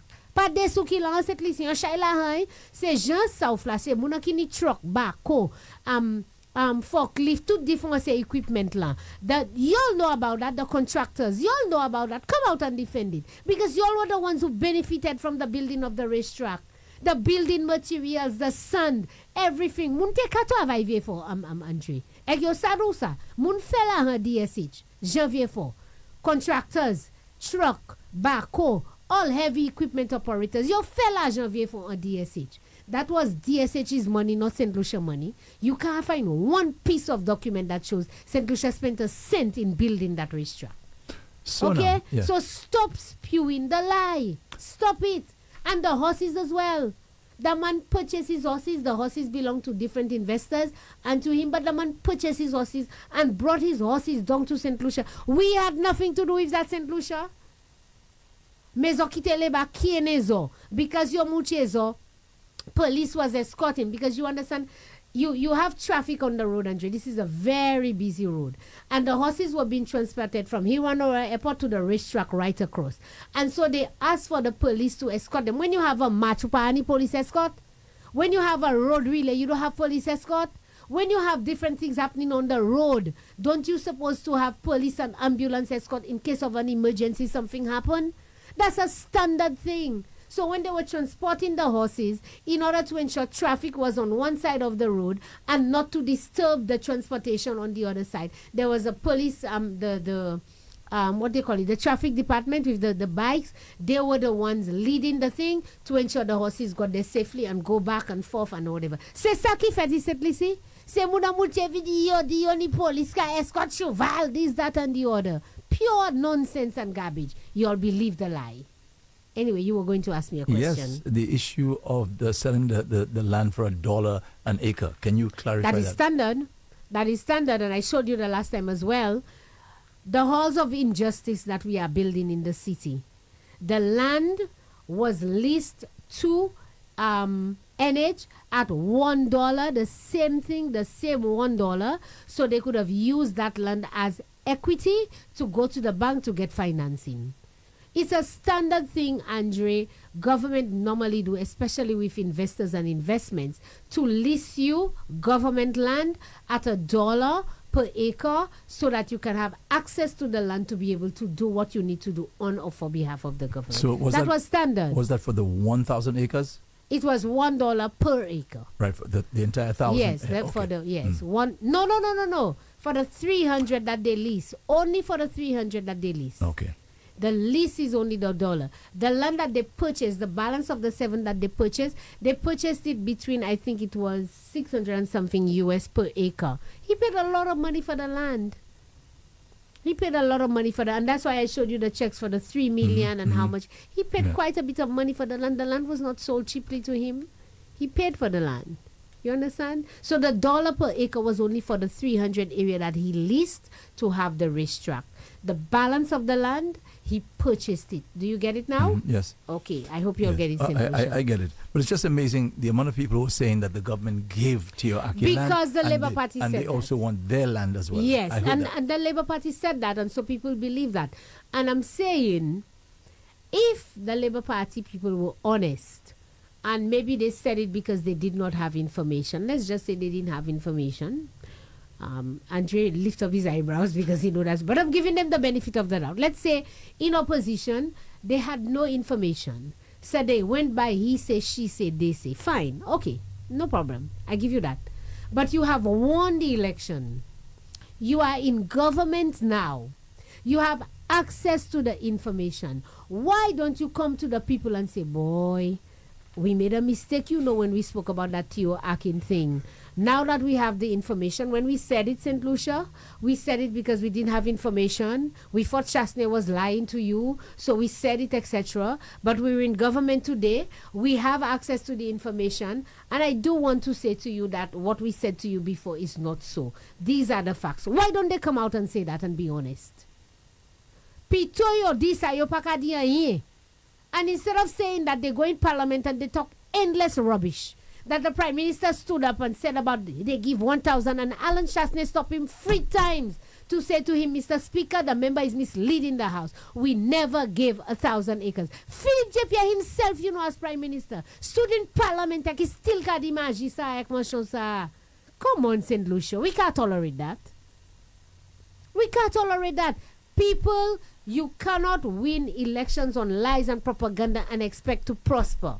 I was speaking to my son just a few days ago. He does his little car wash, the one on dialysis. He does his little car wash thing and whatever. And we were having a conversation. I said to him, let me tell you something, my boy. When you deal with people, make sure you deal with them honestly. An honest day's work for your money. Do not ever try to cheat people out of money, because I can tell you one thing. That's one thing my grandmother taught me, and the old people used to say that as well. L'argent ça pas kay jamais béni sous pas travail pour l'argent ça. Si c'est l'argent volé, si c'est l'argent menchons, ek bay comme ça, il pas kay jamais béni. And it's the same principle of life, Andre. Andre, if you lie and cheat your way to get a job, to move somebody out of a job and to get the position, you cannot prosper and be blessed in that position. Hell will be your place. You cannot do what you're supposed to do because you didn't do it the right way. Well, let me add to what you're saying there. You cannot prosper as well if you are an MP/minister and to use your power, right, to fire people, get rid of people. You cannot. Right? You cannot. So the same thing applies. It's the same principle. It's the same principle. Do not use the position that you have and the position that God gave you as a position of authority to try and use it to subdue people, to take advantage of people, to use people. You will not prosper. And it's the same principle I'm saying to the Labour Party. The Labour Party can never do well in government, Andre, because they lied and cheated their way to the people of Saint Lucia to try to get into government. They seulement, these union government, et qu'ils pas à gouverner. They cannot govern because they had no plans. They lied on every single issue, and today they have to back on everything. They cannot talk on everything because they knew what they were saying was not the truth. You in government today, tell the people the truth. So now that you're in opposition, I hope you pass that message We're on to learning, your colleagues. and I'm telling you, we're learning. If you want to prosper as a UWP MP in government, do things right. And I'm saying to our potential candidates, the training we're giving you all, what we're talking about, when you come out to the public, speak facts. Pas mentir en les moun. Pas faire mon chose en les moun. Sou pas have, de ou pas sav. Si c'est ça ou t'en dis, c'est ça, moi t'en me masav. But don't. Because I'm telling you, that's what the Labour Party is suffering from, Andre. That is what the Labour Party is suffering from. You see these lies they spoke about? I mean, let's talk about Cabot. You remember that, Andre? Mm-hmm. I mean, when I you see when these things go from my mind, I said to myself, I can't believe this. Andre, the property before the property is not I'm called Cabot Property Saint Lucia. The property up in Cap Estate, this property was up for God, how do you call it? I forgot the term. It was in the hands of the bank. And the owners of the property had not paid it for years. And the land had been there for years up for sale. Receivership, sorry. Mm. Okay? Saint Lucia, I want you all to understand that. That piece of land was up for receivership. It had passed from one hand to another investor. One investor had it. I don't know if you all remember that. Then another investor got it and bought it. And then the bank had repossessed the property. And it was up for receivership for years. Théâtre la combien l'année? Personne pas intéressé en dedans. Personne pas vle gagne. Personne pas ni l'argent pour gagne. Bank of Saint Lucia pas te vle gagne. NIC pas te gagne. C'est Jean moun qui ni l'argent pas te vle gagne. Personne pas. Nobody was interested in the property. For years the property was up there for receivership. It was in the hands of Canadian Bank. What was the name of the bank? Scotia Bank, it was called at the time. And Scotia Bank is a Canadian bank. Lo and behold, Cabot, who's also a Canadian company, they specialize in building golf courses. They realized that there was this property in Saint Lucia. They look at the location. They say, we can do a beautiful golf course with that. Why don't we, try to purchase that property? It's been up for receivership for years. We're going to purchase the property. Cabot came on the scene. When Cabot came to Saint Lucia, of course, as an investor, Onesile can tell you that when investors come to Saint Lucia, most of the time they meet with the Prime Minister and the Minister responsible for investment to say, okay, we want to invest in your country. And that's a courteous thing to do. Yeah? We want to invest in your country. We want to do this project. We want to do that project. How can you help us? How can you work? Everybody looking for something, Andre. Nobody is rich enough to not want something. They always come looking for something. So they came into the country and they were willing to invest. They were willing to purchase the property. As part of, and of course, Saint Lucia, I want you all to understand, when investors come, tout se pale yo ka pale ba, yo ka do puti pate servi on l'argent. Ezo by GPH, yo pa by GPH pa me on l'argent yo. Why you all had to give GPH the pot for them to use it as collateral for them to go and take a loan from Bank of Saint Lucia to develop the pot? When they want to talk nonsense about see investor akavenis was any on l'argent. Investors don't really have all the money. They have access. They have potential people who will invest in their project, but they don't always have the money in their pocket or in the bank. You understand? They will go to the bank and to say, listen, I have property, I have equity, I want to loan $2 million. You understand? Do you have $2 million now? No. But you may have property that can give you access to a loan of $2 million. You may have 4 acres of land somewhere up there, and when they value it, the bank will say, okay, when we value that land, we can give you a loan of $2 million to develop the property. But you never had $2 million. And that's how it works. Okay? So when the people came to St. Lucia, they were looking for financing option. Sorry. I think that same thing was done or said about Theo Aking, right? Yes, that he came didn't there, have his own he didn't have his money, yeah, etc. that was said. Drama again, lies. Actuellement, honestly, like I said, different chanter, he's singing a different song. But in any event, when Cabot came, they were looking for financial option, and they approached the NIC, and we all know NIC gives uses our money, Andre, my money. You see the little 250 you pay and the money that you pay. NIC uses that money to invest to make more money. That's how they make money, you know. If the money you and I put into NIC from paying our NIC is all NIC uses to pay us back when we seek our pension, they wouldn't have money. They have to invest the money, Saint Lucia. They invest it on the stock market. They invest it in property. They invest it all over the place so that it can bring in a return so that they can make money on the money to be able to pay us our little pension. And that's exactly what they did with Cabot. Cabot said to them, okay, I want to purchase that property. Can you give me a loan for X amount of money, a few $1 million, and so we can invest into that property? One second. Sorry.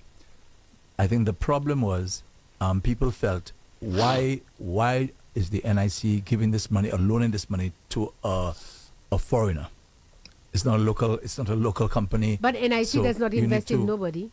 And the only company, NIPRO, which is a subsidiary of it, that is the local one, local construction company that builds and does infrastructure, and that's all. All or majority of NIC's investment, Andre, is on the stock market, in bonds and things like that. Not local.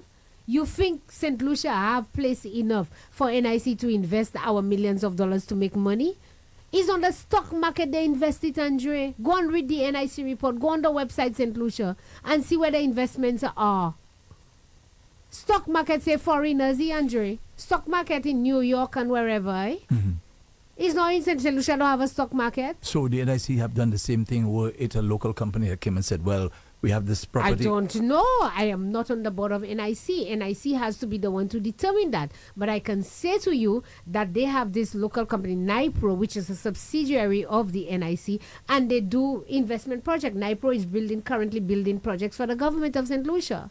And that's why we were saying, with the project with NH, why didn't they give it to NIPRO? Why didn't they give NIC that investment to make money? Why y'all give it to NH to make Trinidadians to make money on our head? Can you repeat that, what you just said there?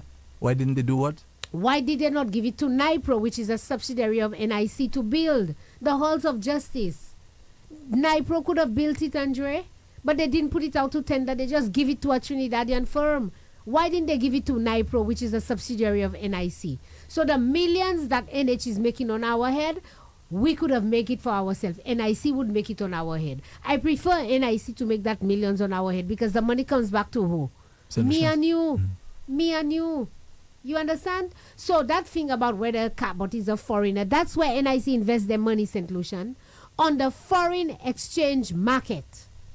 Not in St. Lucia alone. They invest it on the foreign exchange market. And they have made investments in St. Lucia before. Remember the Blue Coral Mall, Andre? Yes. That was a disaster. Up to a day like today, it's not making any profit. Emma Hippolyte was the one who made that investment. So they do consider it. Like you asked the question, yes. Your answer is yes, they do. We have it right there.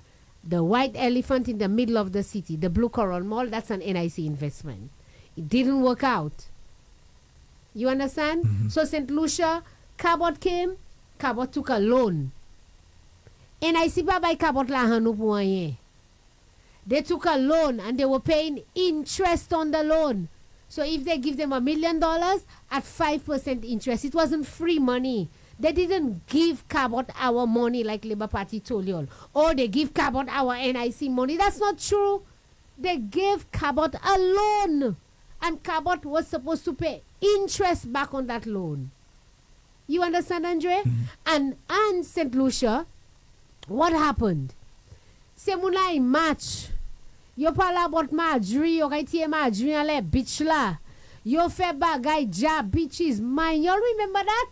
All kinds of things they did. Alright? in the name of Cabot. We don't want Cabot in Saint Lucia. Don't give Cabot our land. The land did not belong to Saint Lucia, Saint Lucians. The land did not belong to the government of Saint Lucia. The land belonged to a private investor. That was his land, and it was repossessed, or it was in receivership with the bank. The land belonged to the bank. The government of Saint Lucia had nothing to do with that. Absolutely nothing. But because you pate kota Alan Chasney, you will say Alan Chasney ki fait NIC by Cabot Luna. I mean, that's ridiculous nonsense. You understand? Nothing to do with the government of St. Lucia, just so you know. The land, unlike the land we leased to Teoakin, that belonged to the government of St. Lucia via Invest St. Lucia, this land at Cabot, nothing to do with government, Andre.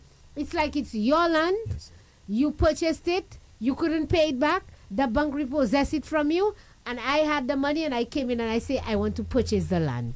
And I only went to the government of St. Lucia as an investor to say, I am going to invest in your country, etc. We did not put a cent into this thing. The land did not belong to Alan Chasney or to the government of St. Lucia. It was not our...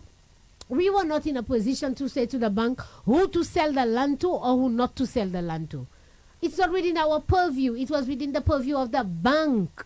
Cabot approached the bank, and the bank decided to sell the land to Cabot.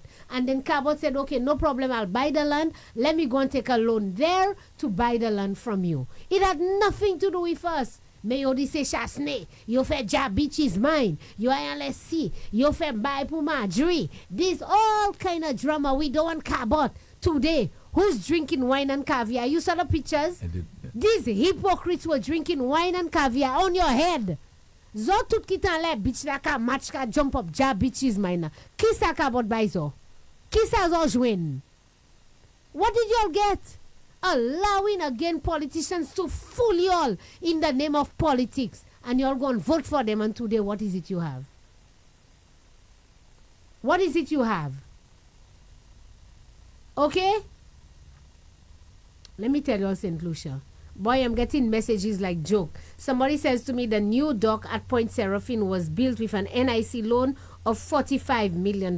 That's to be confirmed, but this is from a very good, I'm sure somebody in government. So, and again, that's another NIC investment. So it's just to say to you, Andre, that NIC does investments in St. Lucia. In other words, it was not an unusual undertaking. It wasn't an unusual undertaking. That was a normal thing. And plus, you said that. And again, I'm saying to you, this was nothing to do with government. The land did not belong to the government or the people of St. Lucia. The land belonged to a private investor that was repossessed by the bank. The bank had the land. The land belonged to the bank. The bank was the one who made the decision to sell it to Cabot. And Cabot approached NIC for a loan. And let me tell you something. You know what happened, Andre? Bodiekatov, I tell ma. You realize that Cabot paid the loan before time? Yes. The loan was paid back in full. And let me tell you something. If we were supposed to make, I suppose Cabot maybe paid that because they couldn't handle the pressure. Because if the loan was 5 years and we would have made $2 million profit, they paid it back in advance. So it cut down on our profit because of y'all. Because of y'all talking nonsense and things y'all don't know. Y'all scaring people from investing in St. Lucia, and NIC did not make the amount of profit they were supposed to make because of y'all. Take that responsibility now. Take it. You understand? Take it. But Andre, these are some of the things I think I really thought I should speak about. We're going to open the lines because it's 10:30, you know. And another thing, while we open the line, they lied. You all remember they lied about the privatization of OKEU and Cayman Health City will come and take the hospital, you know. Andre, when we got into government, okay, when we got into government, there's so many things I have to tell you, St. Lucia, these people lie about. It will take me the whole day. Andre's show will take me till 4 o'clock. But let me just do this last one before we open the line. When we came into government, you know what we found? There was something called the Millennium Heights Complex Bill. It was essentially a statutory corporation had been created for the Millennium Heights Complex, meaning OKEU and the wellness center that is behind that, they call this whole facility Millennium Heights. And Kenny Anthony, the Kenny Anthony administration had created it and turned it into a statutory corporation. Do you all know that, St. Lucia? Pa nou ki privatize li yo. Lè nou ive nou jweni te ha privatize yo, te ha fe Millennium Heights Medical Complex, and they had also started negotiating with the doctors and nurses to try and put them on contracts, etc., to remove them from the government thing and put them on contract. Y'all forget that?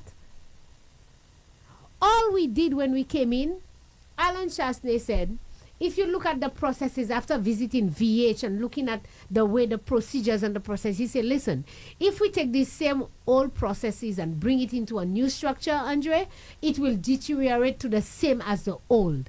Let us bring in somebody with a fresh mind who knows how to run a medical institution, to put some new processes, new procedures in place. So when we transition in with new mindset, new processes. You know, you come out anew.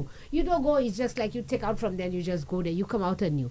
And that is why we engaged Cayman Health City to come in, to review our processes, what we're doing right, what we're doing wrong, and put right and proper international standards in place so that we can have a transition. Let's say muna we Cayman Health City vini. Yo di yo mene kouli vin pre l'hôpital la. Actuellement zoni kouli ka travaille tous les jours Saint Jude's. Zo pa we se porte ya? I saw it. They gave an update as to what is happening in St. Jude's, and all the pictures they showed were of Indian people. The coolies that Reno brought down to St. Lucia, taking St. Lucian jobs. They are the ones working at St. Jude's Hospital. Zopa adiaye. Zopa apale. That's not a problem for y'all. Young men in Viewfort and walking all over the place, unemployed, they can't find a job. But Reno have almost 300, I'm told. I don't know if that's the amount. But there's a lot because I see them on a morning, Andre. I've seen them at the back of pickups driving. So I know there's quite a few. So y'all don't have a problem with that. But y'all saw some consultant, 12 people, 12 people from Cayman Health City who came down to review, and these were medical professional doctors, all in their own capacity, to review our processes and to put a transition plan in place to move from VH to go into OKEU. You all start saying we're privatizing the hospital. So that wasn't true? No, Andre, no. We never did that, never had any plans to do that. And the contract, we can show the contract because the last time when Prime Minister Pierre came into Parliament, he came to borrow money to pay the people because they were not fully paid. And he talked about it. They were consultants. They were brought in as consultants.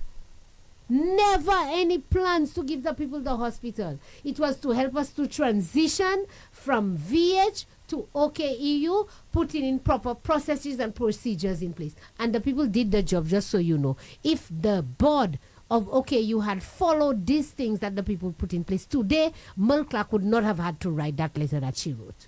Just so you know. Anyway, open up the lines, Andre. Just before you do that. Yes. So Miss Charles, in retrospect, right? I mean, I'm sure our listeners and viewers are happy to hear what you're saying because now you're clarifying a lot of matters, right? Why did you all not clarify those things at the time? And I have to say to you, I have looked at it. Somebody tell me their name is Coolie. I'm a Coolie too, my boy. Don't worry about that. I'm proud of my Indian heritage. And I call myself Coolie all the time. That's what I knew when I was growing up. So I don't have a problem with people calling me Coolie. Yeah? Some people do, and that's up to them. And it's not derogatory to me, so don't worry about that. Anyway, yes. Andre, we did. Where? I had a talk show on Sky FM that nobody was listening to. Andre, let me tell you something. It's amazing. Andre, I look back and I realize nobody was listening to us, Andre. Tout moun te ka koute Leba, yo te ka koute Hile, yo te ka koute Pip, yo te ka koute Mondi, yo te ka koute Musa. Nothing we said was truthful to these people. They were just not listening. I'm sure Alan came on your show once or time when you were on HCS. That makes me mad. People were just not listening. They were not interested. They thought Alan Chasney was lying to them and Labour was talking the truth. Only what Labour said mattered. So we did. We tried to clarify it. We did the best we could. Let's open the lines, Andrew, and give people the number. Yes, the fixed line is 572-9710. Fixed line 572-9710. WhatsApp 287-0971. WhatsApp is 287-0971. We have somebody on the WhatsApp platform from the diaspora. Go ahead. Good. You need to Oh, say yes. headphones? Good morning, Andre. Good morning, Nancy. How are you guys doing? Good morning. Good morning. I do have, thank you so much for calling me the opposition. Andre, after that call, I also need to clarify with reference to CIP because we did mention it briefly. Some people said they didn't understand, so they wanted me to clarify a bit the latest piece of information that Mr. Martinez had revealed last night. So we'll do that after that call. Go ahead, caller. Well, good morning, Sister Nancy. You beat me to it. I was just about asking, or asking you, Sister Nancy, or your take on this whole latest revelation with regards to what Mr. Martinez said last night.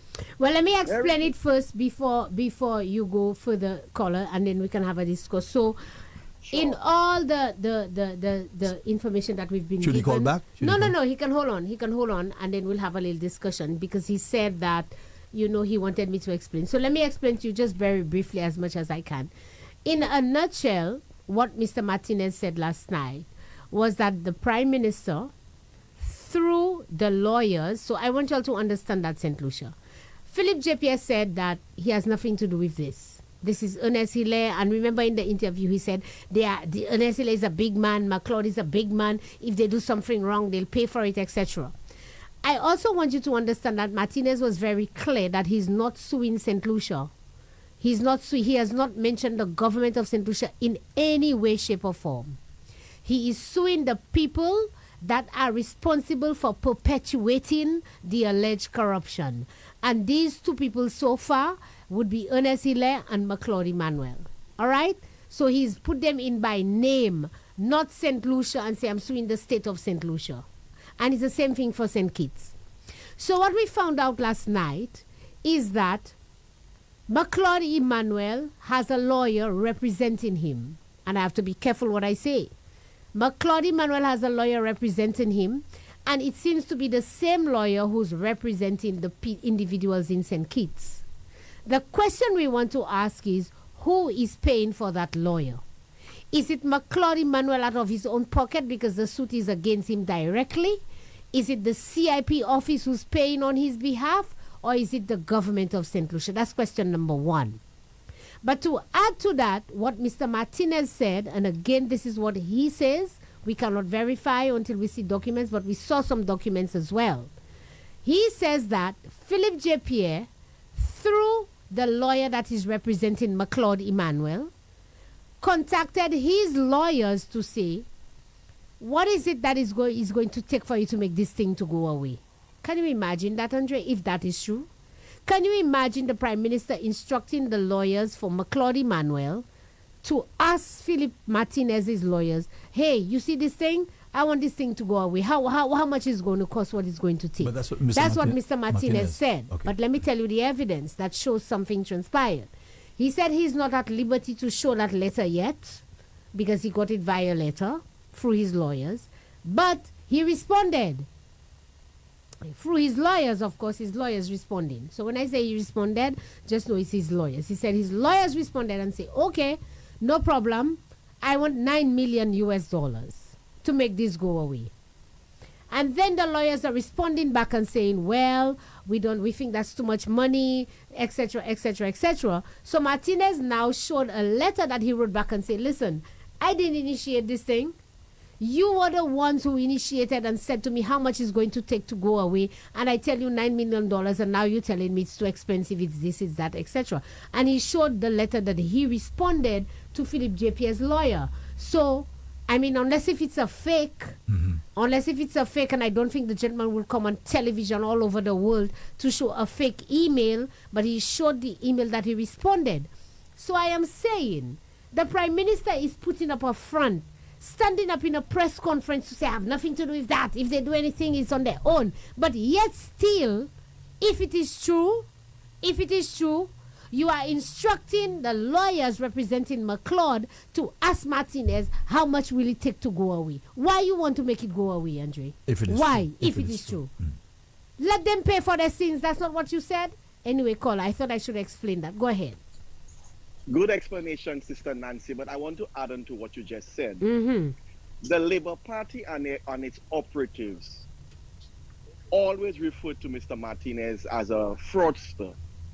If you, Philip JP and Ernest Sele and the whole corrupt bunch have nothing to hide, you all said your hands are clean, why it is that you want to take taxpayers' money and to settle out of court with Mr. Martinez? $9 million US. Sorry, I have to disturb you. As Ms. Charles said, if that is true. Yeah, if it is true, what Mr. Martinez is saying, you know what it is, what is $9 million US is? That's almost 25 million EC dollars. And when we're in a situation where the hospitals have no bed sheets, can you imagine? When we're in a situation where the hospitals have no medication, when we're in a situation people are suffering in the country, inflation is causing havoc on Saint Lucians. When we're in a situation where parents cannot even make ends meet to send their children to school, based on what Mr. Martinez is alleging, you, Philip JP, want to take $9 million US to settle with Mr. Martinez out of court? That's a damning allegation. And you would think Philip JP would come out, because Mr. Martinez didn't say it privately, Andre. Mr. Martinez made those revelations public. It was on DBS television last night. And if there was caller, the gentleman can say what he wants. It doesn't mean that he's telling the truth. What I'm saying to you, Andre, is this. If the gentleman is saying falsehood, by now, not one government official from the Labour Party came out to debunk what Mr. Martinez said last night. And like I said to you, mind you, Mr. Martinez made his revelations public, But not only this one, caller.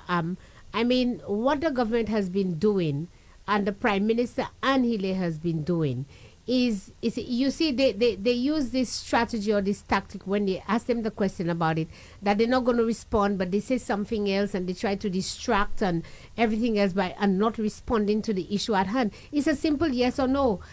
Caller, tell me and give me one reason why.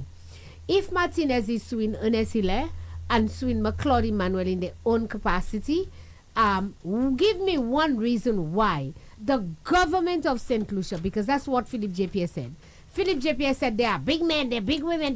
Why would the government of Saint Lucia try to make an offer to Martinez to make this go away? Why, if this is true? There is no logical reason. And if what Mr. Martinez, and like I said, I want to be careful with Andre's radio station. If what Mr. Martinez is saying is true, why is Philip JP wanting to use taxpayers' money to bail out Ernest Sele? And let me tell you, one of the next revelations Mr. Martinez said, he said he had 8 persons, that will be 8 defendants in that RICO case that he will be filing the first week of October. Now he's saying last night he added another 10. So there are 18 Saint Lucians that will be defendants in that RICO lawsuit case in the United States of America. 18 Saint Lucians. Another thing Mr. Martinez said, allegedly he's alleging, because we don't know it's true until when we get to see the documents. He's saying that he's traced, his new investigation have traced that there are bank accounts, offshore bank accounts. Yes, I heard that one. Officials, that's Mr. Martinez is alleging that there are certain government officials, government ministers who have houses and apartments in Dubai. That is a damning allegation. Andre, I don't know about you. This CIP scandal, it's serious, It's a mess. And if you live in the diaspora like I do, you're feeling ashamed to say you're Saint Lucian, irrespective of and I'm proud of Julian Alfred of achievements. But this CIP scandal, people are looking at Saint Lucian as a corrupt country. Yeah, it's covering it. It's covering it. I'm caller. And I want Andre you to pose that question to Philip JP tomorrow. Ask him whether what Mr. Martinez said is true about that settling of out of court with Mr. Martinez. Yes. Thank you, caller. But let me ask you a question, caller. If I ask him, or when I do ask him, and he says no, would you be satisfied with that? But he says no. No, I will not be satisfied with that until Philip JP. No. Until Philip JP comes with some documents, because Philip JP has a habit of lying. Sorry to say that. Yeah. Philip Pierre, I cannot trust anything Philip Pierre says. When Philip Pierre is telling me, to segue a bit, that Richard Frederick referred to Dr. Merle Clark as a Flabo Zelev. And you sat there and you said, you understand, did he mention her name? I mean, crazy. There.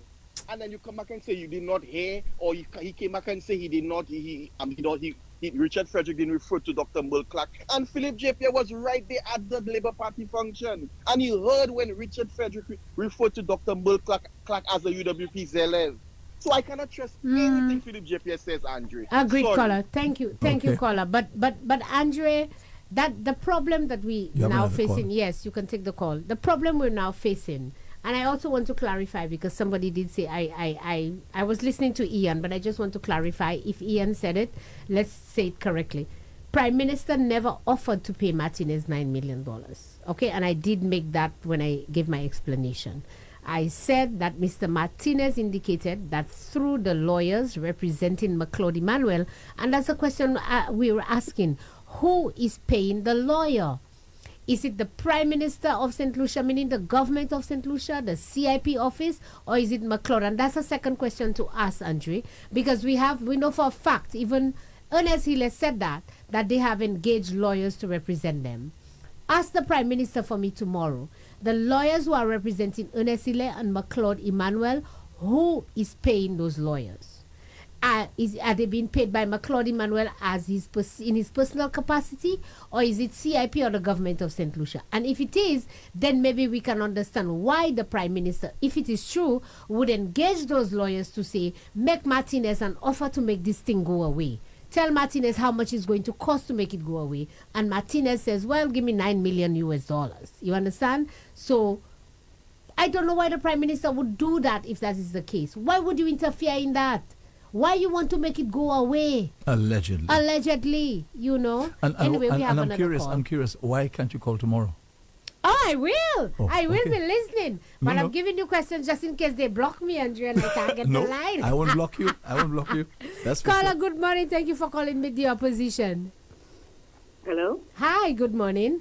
Hi, good morning, Nancy. For a minute there, I thought I was lost. I held on for so long. I was actually listening to your conversation with your WhatsApp caller on the phone. Okay. Right. Good morning, Andre. Morning. My question, Nancy, I was so flummoxed. I listened to Mr. Martinez, and he made some damning allegations, still for real. Now, two lawyers, I'm not sure if the lawyers are representing the state, or if they're representing the Prime Minister, if they're representing Mr. McLeod, if they're representing Mr. Hilaire, whomever they're representing. But Martinez alleges that lawyers contacted his lawyers and asked, what would it take to make this go away? Now, usually we know, it's a given that when somebody asks you, what would it take for this to go away? It's usually a monetary or a favor or something. There's something to benefit the person who's making the accuser. So let's just say in this case, you're talking about money. And the lawyers, Mr. Martinez's lawyer says $9 million.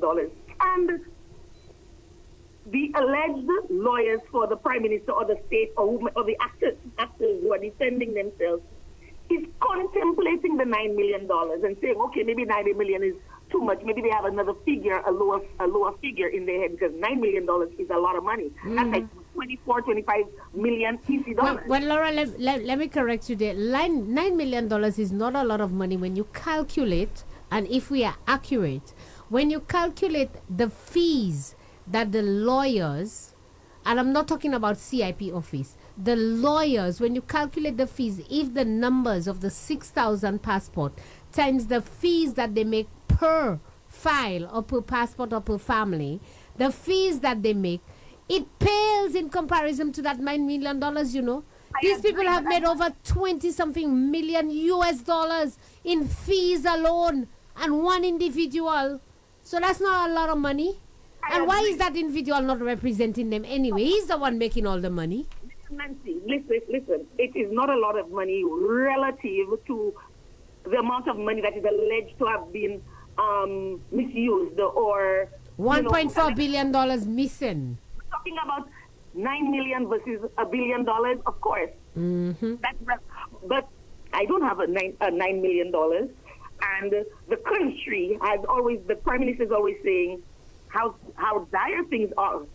Notice that is the same Prime Minister who has just had to pull out $10 million, iffy dollars, from a CIP and $5 million from central government to help OKEU. And pay down on debt. So $9 million US vis-a-vis 15 million EC dollars is a lot of money, because $9 million US dollars is like what, 25 million EC dollars? Mm-hmm. Right. So it's a lot of money vis-a-vis the paltry $15 million that he is investing in OKU, and we should be so gratified. We should be so grateful for. Can you imagine? So my thing is, if we are contemplating that $9 million US dollars, how hypocritical of the government is it to be contemplating $9 million US dollars and then in the next breath condemn the Alan Chastanet-led administration for using $7 million to try to purchase vaccines during COVID to save the lives of the Good point. That is what it is perturbing. It is confusing. It is the words. I agree, Kola. I agree. Words to describe how egregious this is. Now, Double standard. And I am hoping beyond anything in this realm that Mr. Martinez is lying with regard to the $9 million US dollars. I hope so too. You know why? Because it is condemning. It is damning on the part of this administration to say you are going to excoriate a man. You are going to pillory a man for trying to save the lives of the very same Saint Lucians that you are saying that you are putting first. It is wrong on so many levels. It is beyond this realm. You are condemning a man for trying to save lives and livelihoods, and then you are taking money as if it is toilet paper. As if it is toilet paper to cast to a man that you say is a con artist. In Saint Lucia, we negotiate with terrorists. Anyway, thank you, caller. But it just says to you, Saint Lucia, where the Prime Minister puts value, or what he puts value on. I suppose, yes, the value of the life of Ernest Hille and McLeod is more important than saving the lives of people during COVID and trying to get vaccines for our people. This may be the last caller. Maybe the last caller. Okay, thank you. Good morning, caller. Thank you for calling with the opposition.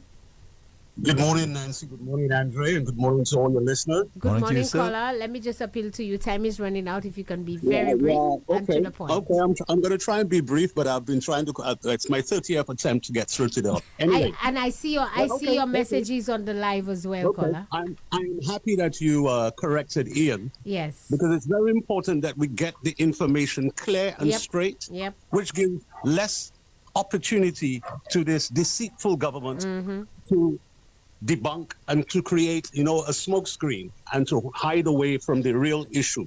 So let me just make something very clear. I noticed that even Mr. Martinez is being allowed to frame the opposition's position or case as it pertains to this CIP issue. Mr. Martinez has his motives, and ours should be different, which I know it is different.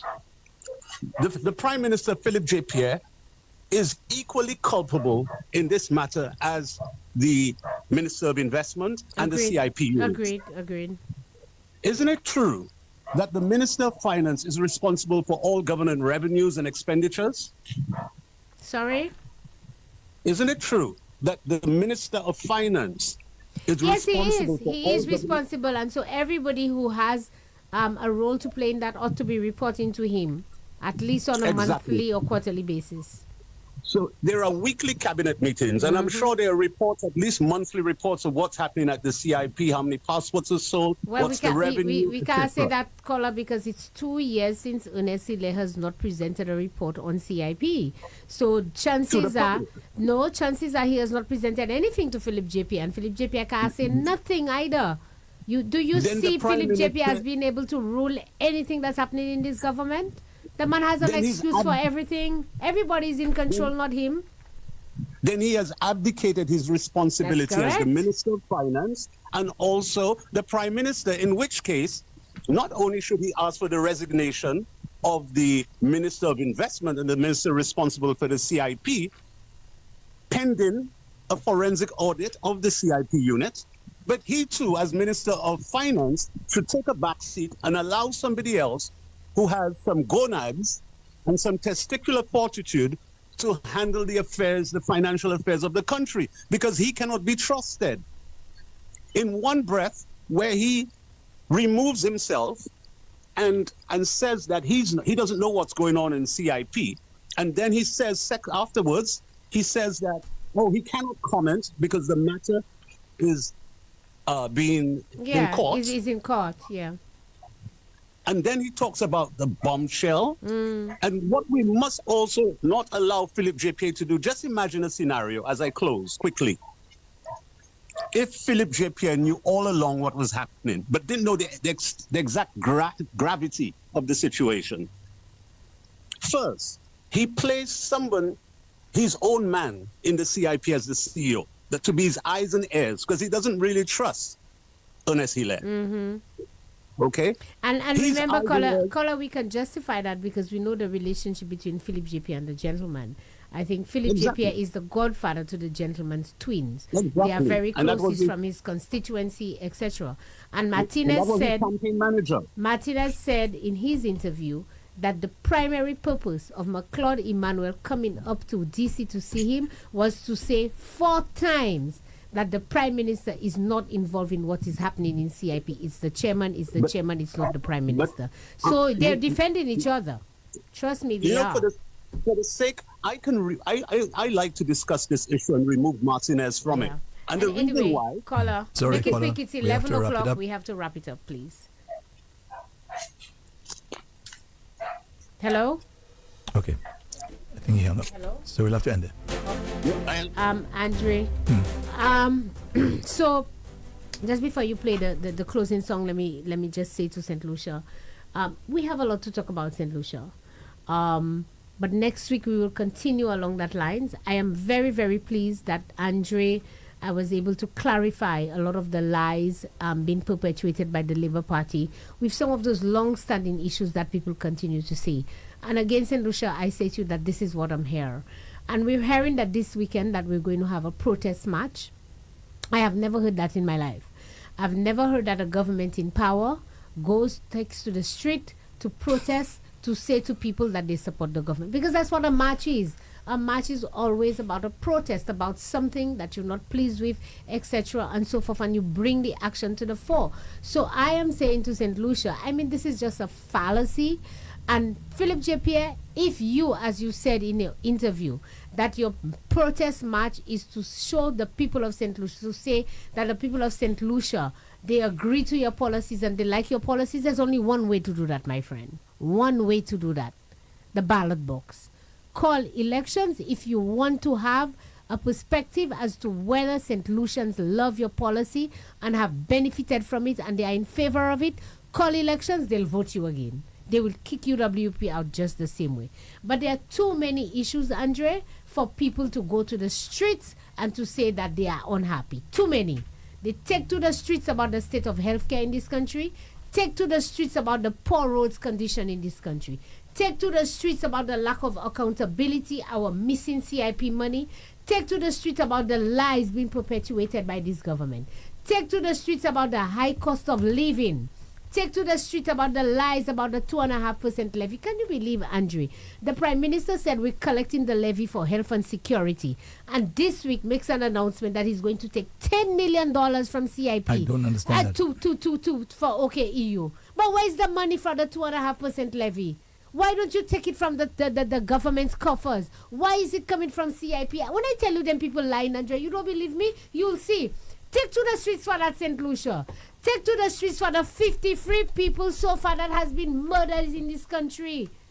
Take to the streets for all these issues for non-sustainable job. And let me tell you something, St. Lucia, as I close. You see, the men and women that are being bribed because of back to school, you need to send your children to school. So they give you a little voucher and tell you have to come and match. So we'll give you the voucher to buy school supplies for your children. Don't allow people to use you and bribe you for pennies. If you don't want to go on match, papwela your pie match. And if you don't want to go on match, take the money because it's my money, our money, and still don't go on match. Disgusting people. I saw Lisa interviewing a little child. You saw that, Andre? A little girl who just passed common entrance. Lisa Jawai is interviewing the child and asking her, do you know about the government laptop program? She said, yes, she just passed for Corinth. And she said, yes, I like the fact I'm going to get a laptop. And Lisa is asking the child, do you think St. Lucians should go out on Sunday to march to say that they support the government because of that? You asking a little 13-year-old that? Disgusting woman. Come on, shameful woman. Go and ask an adult woman. You couldn't get no adult to support your march. It's a little child you going and ask to support your march. But St. Lucians, don't be fooled. They give you 5 days of step. It's my money that paying it. Take it. But you don't have to go on march. Don't allow anybody to bribe you. And if UWP doing the same thing, don't allow them to bribe you on that nonsense either. You have to make up your mind what you want to do and what is best for you and your country. So I thank you so much for watching and for listening and for calling in to meet the opposition. As I said to you, facts, substance, that's what I'm here for.